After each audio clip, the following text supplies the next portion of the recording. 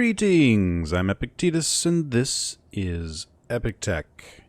You've probably already seen by now, but maybe you haven't. There's a beta update. Well, I guess Space Engineers is now officially in beta, and a huge update came along with that tag, and it's exciting. And a lot of people have been talking about it. But it was such a huge update that there were a lot of little things that got kind of, glossed over. I don't know. The massive change in the look of the game made it such that people were looking a lot at that and not noticing that it came along with a lot of other little tiny features.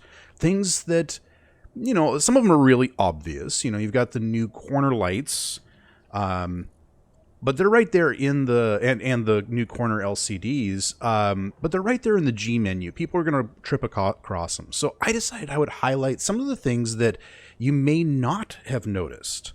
The little things that if you didn't actually read the patch notes or see it in another video, you could have easily missed.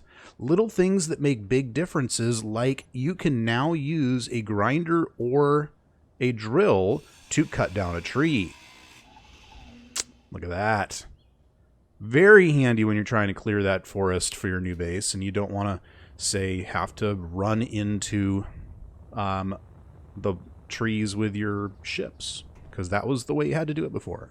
The other one is double clicking will now keep the tool you're using running even without holding down the mouse. I'm not touching the mouse right now, which means that you can go and chop up a whole bunch of stuff or do a lot of mining without having to keep your mouse button down. Little things, just little things like that. Some are, you're going to run across them in the menus, like here. If I jump in and go find these rotors, there's now there's two buttons for adding a rotor head.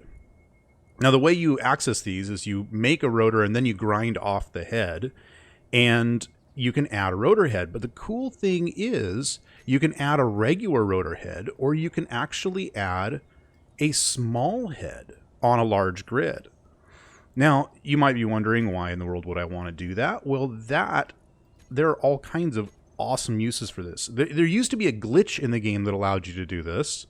But it was a pain to use, and it wasn't officially supported.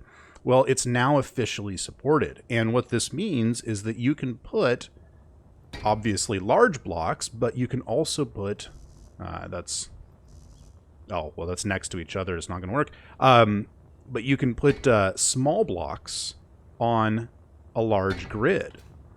So, for example, you could place a projector on there and not have to do any funky tricks to be able to weld up a small block ship on your large block base. Cool, huh? Another little thing that was added is a feature in sensors.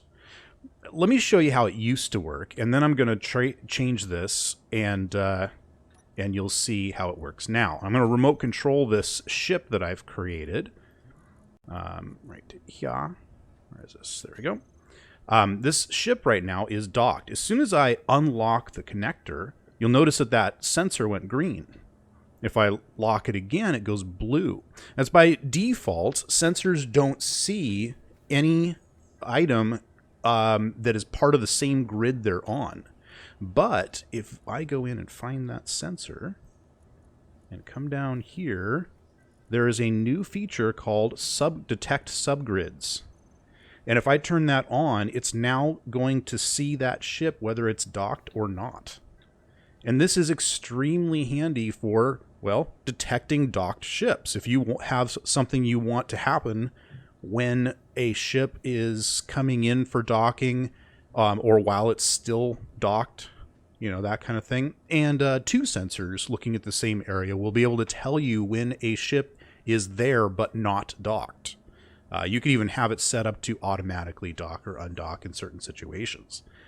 Cool, huh? Yeah. Anyway, I'm going to disconnect from that.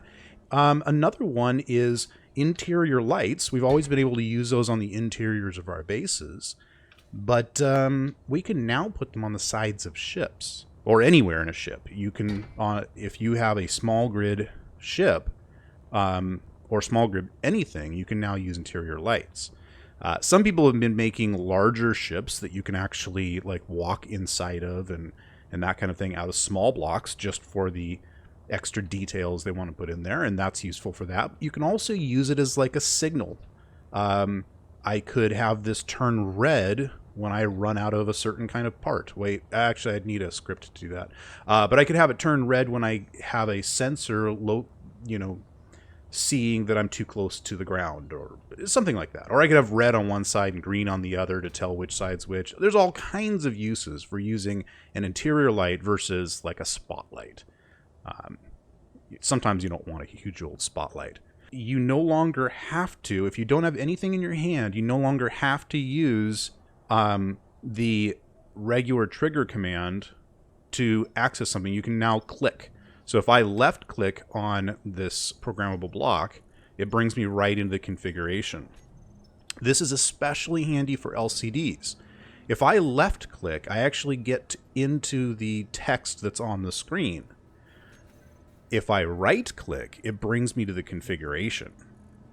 So this is a completely new feature. Clicking was never a thing for accessing things before, and we can now do that. I've been using it a lot for screens as I configure them. Left click to see the actual contents, right click to go into the configuration. And the only thing remaining is, you may or may not have noticed that they added voice chat into the game. If you hit U, you can see that little icon down there in the lower left-hand corner. Right now, I'm broadcasting at a very short range because I'm using the radio in my suit. If I were to add an antenna that I owned onto this base, the broadcast range for my voice would be much larger. If I added an additional antenna within that range, it would rebroadcast. So it uses the entire antenna network. Now, most people use external tools. You know, they use Skype, or they use TeamSpeak, or they use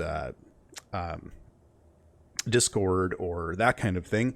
And those are great, but they aren't aware of the contents of the game. So there's no way to have, only the people working on this base be able to talk to each other, and people working on the base 50 kilometers that way talking to each other there.